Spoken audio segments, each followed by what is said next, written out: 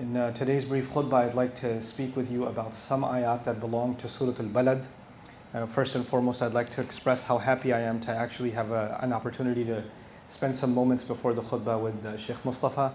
I want to share a memory with you. This is back in the days of Warren Street in the 90s. It was the first time I actually gave a khutbah in the city.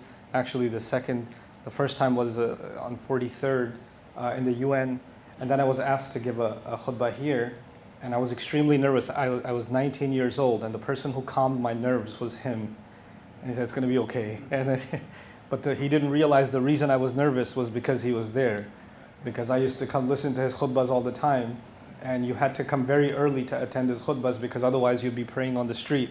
So I used to come extra early to listen to him, and may Allah reward him for all the work that he's done and all the service that he's given to this community and the dedication that he has. Allah preserve him and his health and give the best to him and his family.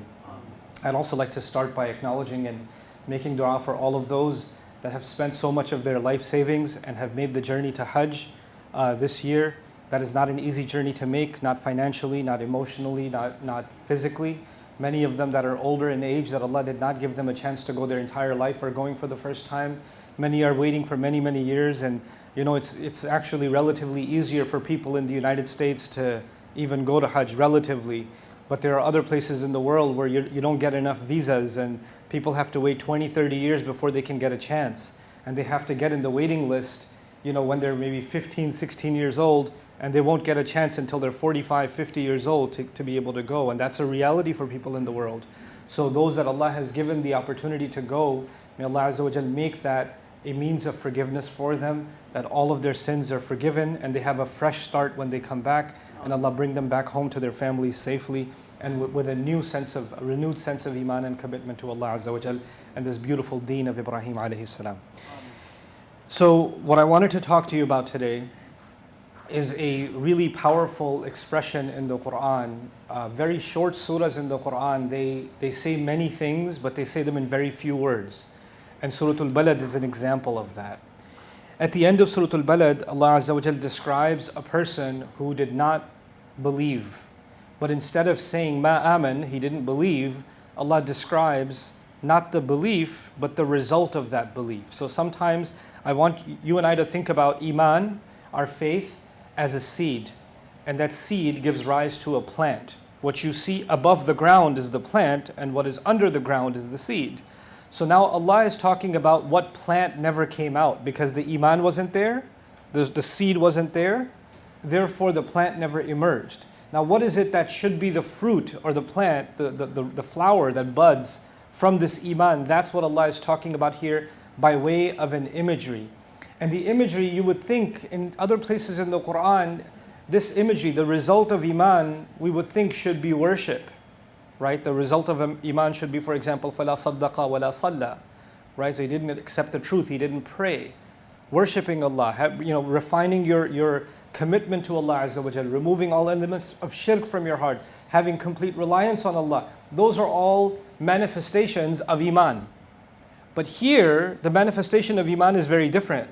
Like Allah is highlighting a different dimension of what it means to be a believer, and He's criticizing the disbeliever. And you would think when Allah criticizes the disbeliever, He's going to criticize their shirk, their kufr, their heedlessness, their sins, and all of that stuff.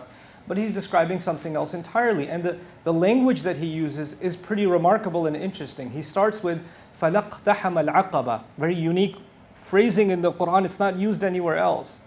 And this phrase is commonly in easy English translations, they'll say, and he did not scale or he did not climb up the hill. Right? Al-Aqaba is actually the end of an elevated peak. So to scale a mountain or to go up and up and up in elevation, and when you reach the top of it, the muntaha of it, that's called Al-Aqaba. So the edge of a cliff even can be called Al-Aqaba. So that's the first thing, he didn't reach there. But the word used is iqtiham. And iqtaham, I'll give you some things about its meaning. It actually has to do with when you go and you enter into something difficult. Like if there's a narrow entrance and you barely squeeze in, that's actually called iqtiham. And iqtaham as-saf was used for if people are lined up together and you're trying to squeeze and make your way in, that's called iqtiham. So it has to do with izdiham, it has to do with heavy traffic, it has to do with tightness and congestion. Where is a scene where that happens? I want you to use your imagination. People are fighting each other and squeezing into a narrow space, right? So when this happens, for example, when there's a long line at Hajj, for example, and people are trying to get through a narrow passage, right? Or you can imagine there's, people are crazy about concerts or ticket sales or whatever, and they're going to sell out, and everybody shows up early. Like, Black Friday in this country, they have about the same devotion as Muslims at Hajj. There are people do, tawaf of the mall, and they're waiting, doing dhikr outside. They put the qiyamul layl, they put their benches outside the store, and they're going to wait for the doors to open so they can rush. And when they're rushing in and fighting each other, squeezing through the door, that's actually iqtiham. And people do that when they are competing with each other for some kind of manafi', for some kind of benefits, right? You would see that kind of a rush in the stock market. You'd see that kind of a rush in the kinds of environments where bidding is happening and people are pushing and shoving to get, And this scene is always associated with people getting something, and if I don't get it, somebody else is going to take it. Somebody else is going to just grab it. So this imagery is associated with the word iqtiham, and Allah uses that word to describe this image. And this image is this person did not compete with others. Whoever Allah is describing did not compete with others, didn't fight with others, didn't rush to go up at the top of the mountain. Didn't want to do it, didn't want to compete. So Allah is in this imagery describing something. People are competing for the wrong thing. They're running towards something else. There's a door open this way and everybody's interested. They're flooding towards it. And there's another mountain up there. It takes an effort to go up the mountain, right? And nobody's making the effort to go and nobody's competing. And the language also tells you this mountain that Allah wants you to climb and wants me to climb, this one was the one worth competing for. Everybody should have been fighting each other to reach the top of this one. But they're going in the other direction. In fact, what is that other direction is mentioned earlier on in this surah. يَقُولُ أَهْلَكْتُ مَالًا لُبَدًا. He says, I blew a lot of money. Man, you know how much I spent on this TV? Yo, you know how much I paid for those rims? You know how much I got that car for? Yeah, I just got the kitchen redone. You know how much I spent on that? Like, they love talking about how much they spent. Love talking about, these shoes, oh bro, don't even ask. They want to make sure people know, okay, this is the brand and this is how much I spent on it. This is how much I spent on the vacation. This is how much I spent on the house. This is what I spent on the car. This is what I spent on this suit, these clothes, etc., etc. Always talking about how much money I've blown. And of course, on haram things in the past too, right? On alcohol and gambling and all that stuff. But even other things. Just loves talking about how much money has been spent, has been thrown out. يَقُولُ أَهْلَكْتُ مَالًا لُبَدًا. And that's easy. People rush towards those things, right? And they rush towards making money so they can spend the big money. Their dream, man, I want to make this much money so I can get that vacation, get that car, blow money on this, blow money on that. That's what they're thinking about. On the flip side is a mountain that goes up. This is the imagery Allah uses. But there's another twist in this imagery before we unlock it. And that twist is very beautiful. In the Arabic language, you don't use la for al-fi'l al-madi. You don't say la fa'ala. You say ma fa'ala or you say lam yaf'al. So the expected language is maqtahama, or you say lam yaqtahim al-aqaba. But Allah says فَلَقْتَحَمَ la iqtahama al-aqaba. He uses the la. So the Nahwiyun and the Mufassirun started discussing, why would Allah use the la here? What is it doing? And there's multiple ways to understand it, but one of them I will highlight to you, that la is used for the past tense when there's two of them together. Like فَلَا صَدَّقَ وَلَا صَلَّى. There's two la together. So when you say la fa'al, wala nasar, whatever, you put two verbs together, you can put la twice. So they assume there's a hadf here. فَلَقْتَحَمَ الْعَقَبَ وَلَا آمَنَ. Or فَلَا آمَنَ وَلَقْتَحَمَ الْعَقَبَ. In other words, there's going up the hill, neither did he go up the hill, and therefore nor did he actually believe. There's an implicit wording here, and you can tell it's there because of the la. In Balagha, they call this a tarshih. It's a technique used to make someone think, whoa, what's the la doing here? This is the kind of stuff that disappears in the English translation. You don't even know something special happened here, but it's happening in the language of the Quran. So Allah is not just talking about going up a hill, He's saying whoever did not go up this hill failed to show that they actually had iman inside. The reason this never came out is because there was no iman inside. And so much of that can be learned just from the use of the la in فَلَقْتَحَمَ الْعَقَبَةِ. And then Allah Himself says, so what do you think I'm talking about? What is this top of the hill that people should be competing for, pushing each other forward to get to the top? وَمَا أَدْرَاكَ مَا الْعَقَبَةِ. What would give you any idea what that aqaba is? What would that top hill be? Is it tahajjud every night? Is it fasting every day? Is it what worship is this? And he starts fakku raqabatin, infikak. The word is used when you grab something from someone that is not letting go. Al-akhdhu al-asir, they say. You grab like if I'm holding on, like you're holding your phone, right? And somebody tries to nab your phone off your hands, and you've got a tight grip, and they're pulling it off of you. This act of pulling something out of somebody else's hand. This is actually called infikak, and or the verb fakka. And from it, the word raqaba after, what it means is the back of the neck. This was language used. Raqaba was used for slaves or prisoners of war because they used to put chains on the back of their neck, and they used to use the chain to pull on them, right? Prisoners of war. And then it started getting used for people that are buried under debt because their necks are hanging down. And when you pay somebody's debt off, you've released their neck so they can, in a sense, hold their head up high again. They can do that. And this became an expression, by and large, for anybody stuck in a difficult situation. What Allah is saying here is the first sign of climbing up the hill is people should have been looking for other people around them that are stuck in a really bad situation. Their neck is hanging low.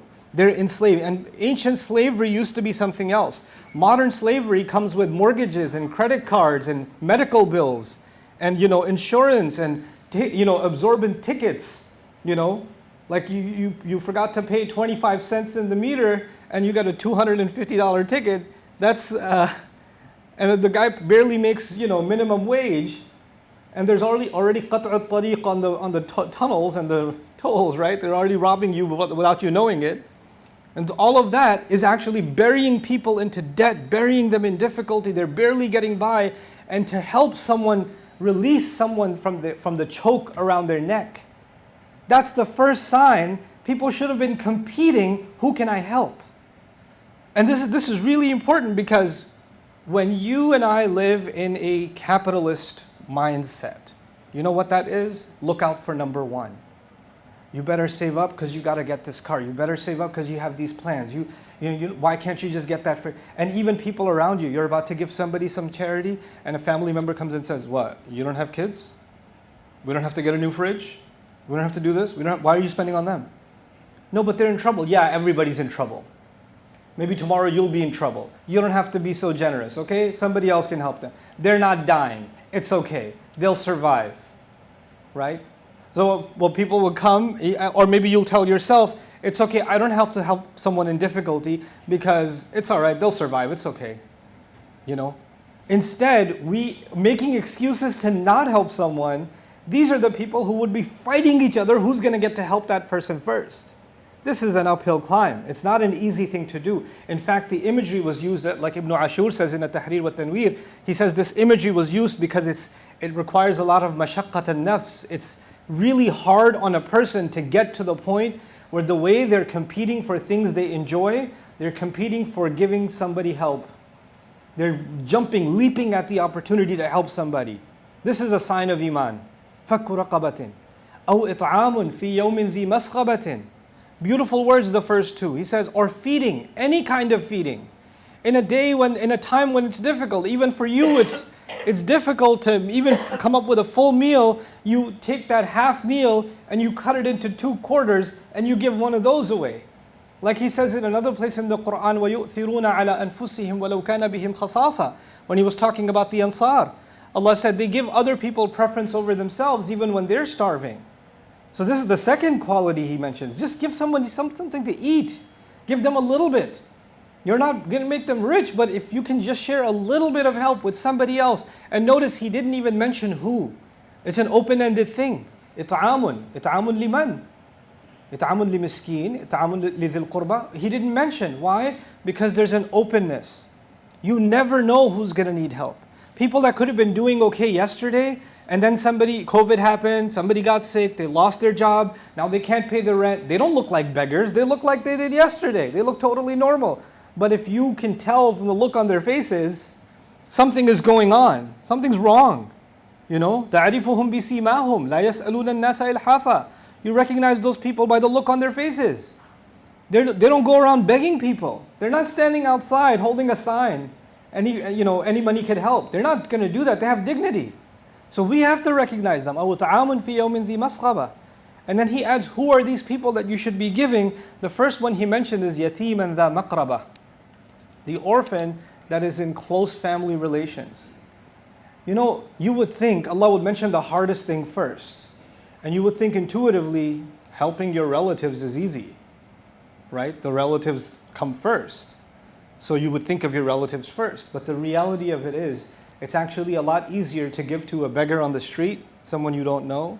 It's a lot harder to give inside your own family, because family comes with a lot of politics. Why did you give this one? Why didn't you give that one? So you want to give your side of the family. You don't want to give my side of the family. You think they're worth it? And so you're going to hear a lot. So you're like, you know what? I'm just going to wire my money to a different continent. Y'all do whatever you want to do with that, but I'm not going to give my family.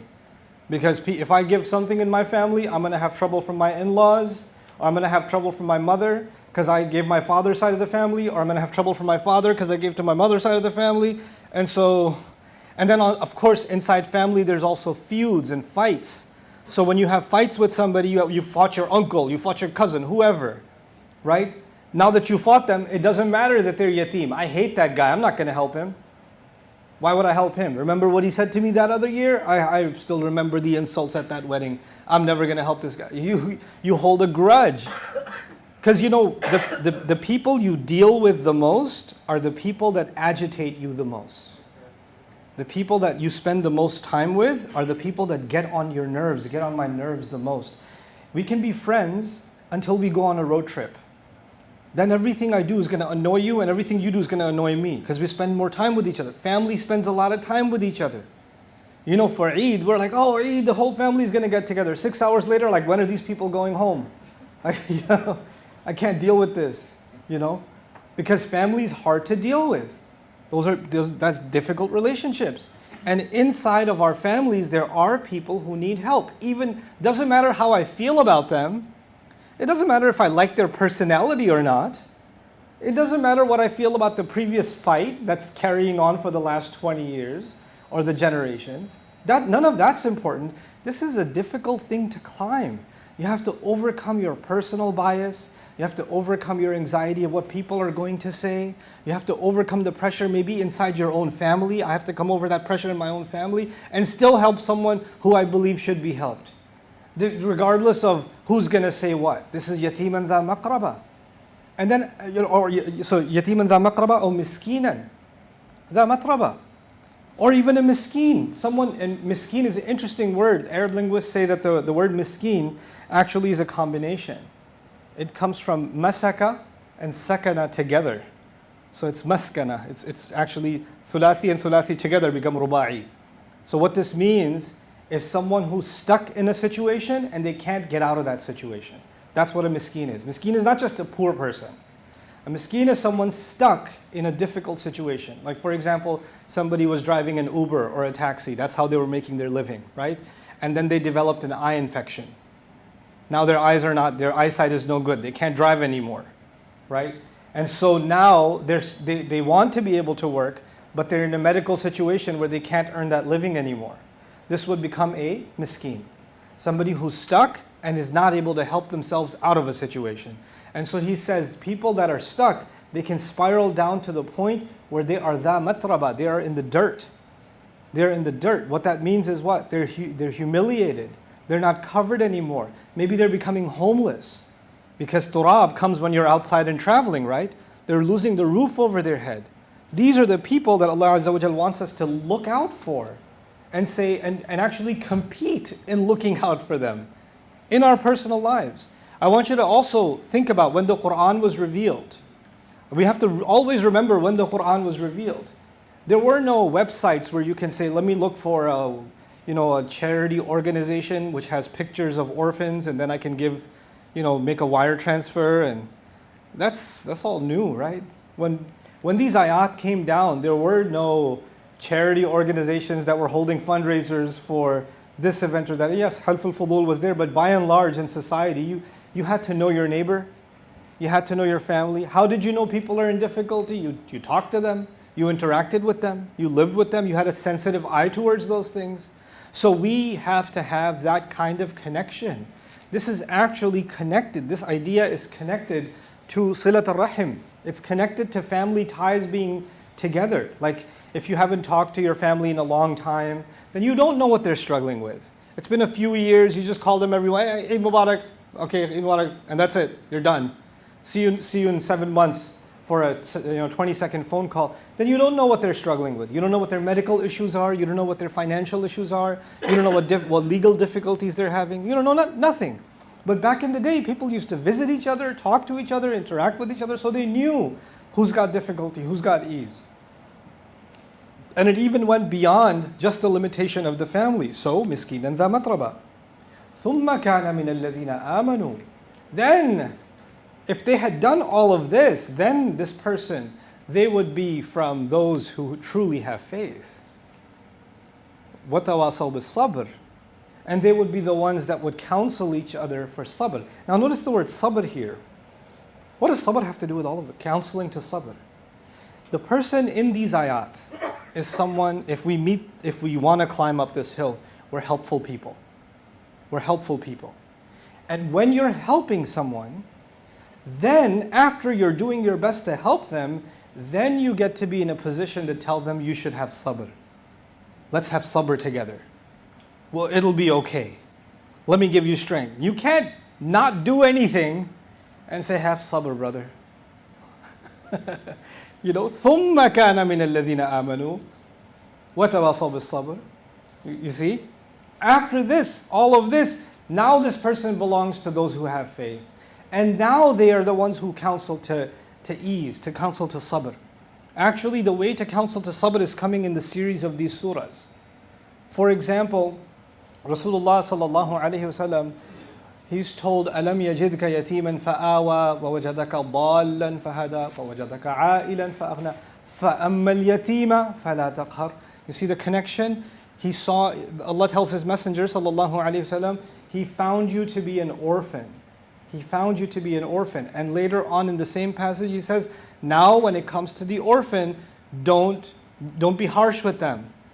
And at the end of that, He said, وَأَمَّا بِنِعْمَةِ رَبِّكَ فَحَدِّثْ.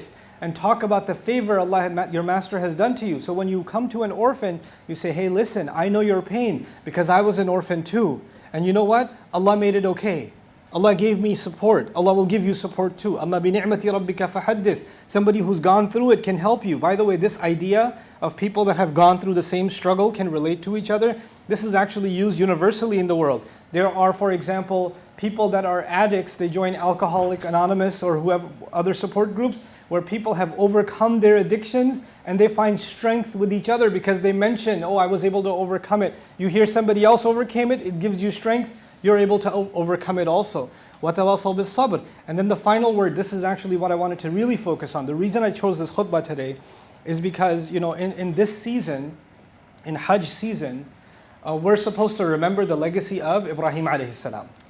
And you would imagine I'd give a khutbah about Ibrahim alayhi salam, but I chose not to. But actually it was about Ibrahim alayhi salam. Ibrahim alayhi salam, at the end of his legacy, he was worried about all of humanity. He was the kind of heart that Ibrahim alayhi salam has for humanity, the softness that he has, the care that he has, is remarkable. It's incredible actually. To the point where when angels of Allah come with the command to destroy the nation of Lut, they came to destroy the nation of Lut and they stopped by the house of Ibrahim alayhi salam first.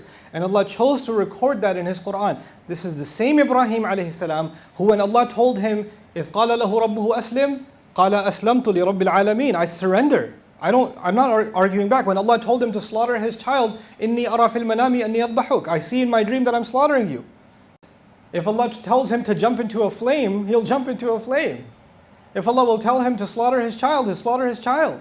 If Allah will tell him to leave his family in the desert, he'll leave them in the desert. But when he saw people are about to be destroyed, he's worried about the people. When the instruction is to someone else, he's worried about them. And he's يُجَادِلُونَ فِي قَوْمِ لُوطٍ. He's debating.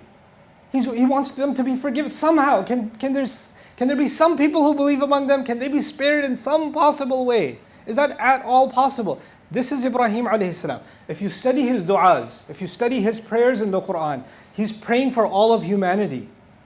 فَجْعَلْ أَفْئِدَةً مِنَ النَّاسِ تَهْوِي إِلَيْهِمْ. He's referring to an-nas, all of humanity. And so believers in these ayat, what are they supposed to be? After ثُمَّ كَانَ مِنَ الَّذِينَ آمَنُوا وَتَوَاصَوْا بِالصَّبْرِ. It's as if those two things come together, and the climax of it all, the muntaha of it all, the aqaba of it all is actually وَتَوَاصَوْا بِالْمَرْحَمَةِ. That's the peak of it. That's the top of this peak. And which is what? They counsel each other with and to al-marhama. Marhama comes from the word rahma. Love, care, consideration. Like, I lived in this city, so I know. Look out for number one is the way to go. Even when you drive, you're cutting somebody in, because if you don't, somebody else will. When you're getting into the subway, you're going to push yourself in. Everything is about you. You better watch out. Everything's about protecting yourself and yourself. And you know what that does? Over time, it makes a person jaded. So they don't see the difficulty of anybody else. I can't care about that. You could even find to the point where somebody's lying injured on the street and 1,000 people walk by. Nobody even stopped. Nobody even looked. This is the level a person can reach, because they see that all around them. Their own heart becomes hard. But the iman, the struggle going up, is to keep the heart soft towards other people's struggle. This is why the climax of it, وَتَوَاصَوْا بِالْمَرْحَمَةِ أُولَٰئِكَ أَصْحَابُ الْمَيْمَنَةِ. And these are the people who counsel each other to keep their hearts soft, to show mercy, to show care, to be empathetic, to try to understand where somebody's coming from, to understand their difficulty. And I'll add something. Allahu Ta'ala A'lam, when I think about these ayat, especially the freeing of the neck, when I think about that, right? The expression was used classically for people that are stuck and they are in the grip of something, like the grip of the debt collector, the grip of the slave owner, the grip of the prison guard, right? And they're not being let go, and you have to figure out a way of freeing them. We are living in the age of addiction. There are people that are gripped by their addiction to pornography, or their addiction to social media, or their addiction to drugs, or there are different kinds of addictions now that are they're getting a hold. Addiction to gambling. People have lost their homes because of their addiction to gambling. They're like, they hate themselves. I don't even want to go. I don't even know why I go. I don't even want to go to the bar. I don't know why I ended up here all the time. They're crushed in these addictions. And our marhama, instead of saying, oh, look at this guy, he's drinking haram. Yeah, he's doing haram, but why is he doing it? Help him out. We need to have marhama. We need to figure out how to get this person into rehab so they can lose that addiction, so they can find themselves again. If this person who's fallen into any addiction, if that person was beyond hope, if they're just, fuel for Jahannam, then Allah has no reason to keep them alive. Anybody who's alive means they have hope. You see, there's purpose for them to be above the ground. If there's no hope for these people, Allah doesn't have to keep them alive. You see? Allah even says, لَوْ تَزَيَّلُوا مِنْهُمْ لَعَذَّبْنَا الَّذِينَ كَفَرُوا مِنْهُمْ عَذَابًا أَلِيمًا. In Surah Al-Fath, He said, if the believers, those who have hope in Makkah, were completely separated from those who are hopeless cases, then we would have annihilated those who disbelieve. We would have annihilated them. Allah didn't even annihilate Fir'aun. He told Musa alayhi salam, go, maybe he'll turn around. لَعَلَّهُ يَذَّكَّرَ وَيَخْشَى. He told them that. So we part of marhama is not giving up on somebody. Part of marhama is not just labeling somebody and saying they're done. That's it. This guy, oh, you don't know. He's got an alcohol problem. Oh, this guy does drugs. This guy did this. This guy did that. This guy has a criminal record. This guy went to jail. This guy did, and once they've done that, or this woman has done that, this mistake, that mistake, now they're labeled by that mistake. Now they are forever living in that mistake. Our Rabb is, Ar-Rahim. And He's teaching us in these ayat, part of our iman. The closer we get to iman and climb this hill, the more compassion we have for people. The reason I wanted to highlight this is that it's interesting that for many people, they think the closer you get to Allah, the closer you get to Islam, the more committed you are to the sunnah of the Prophet ﷺ, the more you have to become tough, right? The tougher you have to get. We're tough about what is right and what is wrong. We have to be tough about that. There's no way around that. But you don't have to be tough with people. You have to show rahmah to people. And you have to understand what you can do to help them, to get them up, to pull them out from their difficulty. And that's what these ayat are about. That's a difficult hill to climb. Because it's much easier, it's way easier to just pass judgment on someone and let them go. قُلْ يَا أَيُّهَا الْكَافِرُونَ لَا أَعْبُدُ مَا تَعْبُدُونَ. Right? That's much easier. Just use that and just, I'm done. أَقَمْتُ الْحُجَّةَ عَلَيْهِ. So I established my hujjah on this person. I gave them my amr bil ma'roof and nahi anil munkar. I slapped them across the face with some ma'roof, and now I'm done. Now it's between them and Allah. No, we have to care. We have to genuinely care. May Allah Azza wa Jal make us people of marhama, like was envisioned by our father Ibrahim alayhi salam. And may Allah Azza wa Jal once again accept the Hajj of all of the Hujjaj, and an early Eid Mubarak to all of you. Barakallahu li wa lakum fil Qur'an al-Hakim wa nafa'ani wa iyyakum bil ayati wa dhikr al-Hakim.